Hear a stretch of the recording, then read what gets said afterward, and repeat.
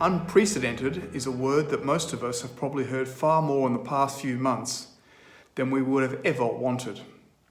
Indeed, a search of the Australian Financial Review reveals that the word was used more than 330 times from mid-February until the end of March. And yet, which other word would you select to describe the changed circumstances that have confronted investment markets over the last few months? As investors, we are faced with global economies which are suddenly facing one of the biggest quarterly declines in growth on record, an increase in unemployment that barely seems believable, fiscal and monetary stimulus that previously would have been unthinkable, and then a bear market that has taken hold in an extraordinarily short time frame. Overlay this with an attack on personal safety and well-being from an invisible foe, and we begin to understand why unprecedented has been the word of choice. By way of complete contrast, we only have to step back 2 months to when global indices were printing all-time highs. We had been writing for some time that markets were extended and long overdue a pullback. Discussion with investors often turned to the absence of likely catalysts for a pullback, and it was difficult to argue the point. Our view has always been that catalysts are near impossible to pick. In these two respects, our views have been sadly proven correct.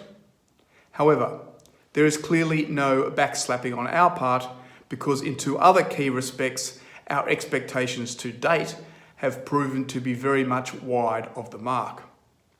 Firstly, we were of the view that whilst a correction was reasonably likely, it should be reasonably shallow, as we did not expect earnings to collapse as had happened in the global financial crisis. Global economies looked to be entering a firmer period following trade wars and the cessation of monetary tightening.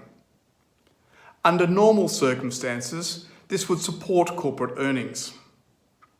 Secondly, given the extreme valuations accorded to leading industrial stocks, we were strongly of the view that the correction will be driven by the underperformance of this group of stocks, which have played such a big role in buoying markets to ever higher levels over many years.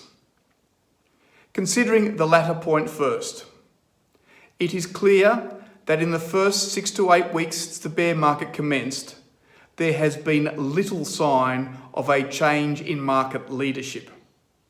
In fact, the exact opposite has been the case, with long-running trends largely continuing to hold through to the end of the quarter, seeing further outperformance from this select group of industrial stocks.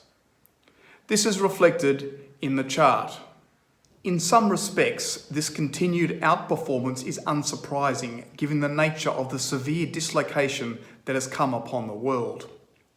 Whereas the outlook was for steadily improving economies and thus corporate earnings, which would have benefited an entirely different group of stocks, the reality is that we are now looking into extremely uncertain times, and this has merely reinforced the flight to quality at any price. Global uncertainties introduced by the fight against COVID-19 have seen interest rates test new lows, further boosting high price earnings multiple stocks. That is not to say, however, that such stocks have been immune from the pressures facing the market, merely that investors have taken a somewhat kinder view. Cochlear is a case in point.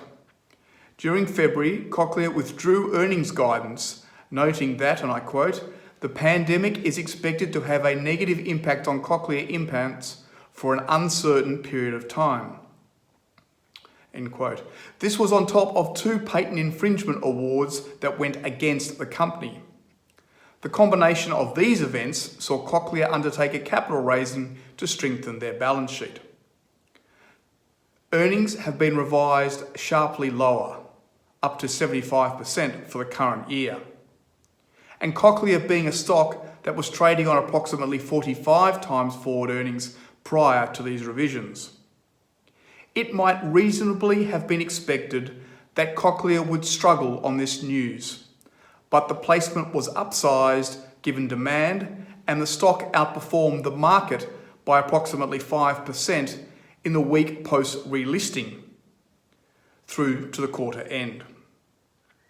The relatively neutral performance of stocks such as Sydney Airport and Transurban, both of which are facing enormous uncertainty, highlights again the obsession of the market with a favoured in-group of stocks.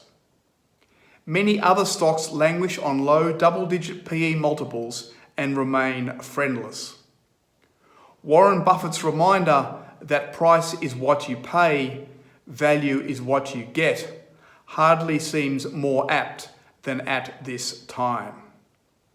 The lack of change in market leadership over this 6-week period has meant that most value fund managers have struggled in a sharply negative returning market.